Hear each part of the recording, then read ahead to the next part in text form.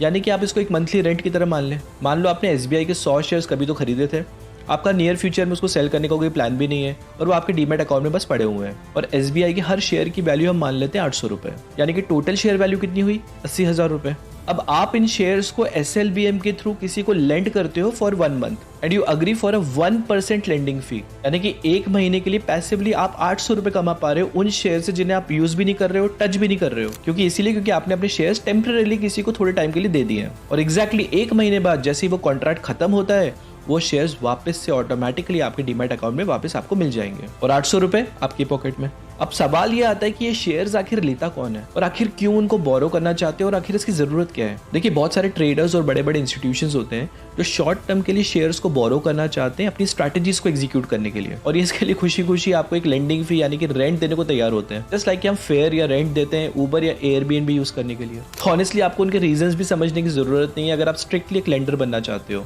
अब आप सोच रहे हो कि कितना स्ट्रेट फॉरवर्ड कैसे है, इसमें कुछ ना कुछ कैच तो होगा ना, तो आखिर इसमें रिस्क क्या हो सकती है वो भी थोड़ा समझ लेते हैं। तो नेचुरली सबसे पहला ख्याल एज ए लेंडर मुझे क्या आएगा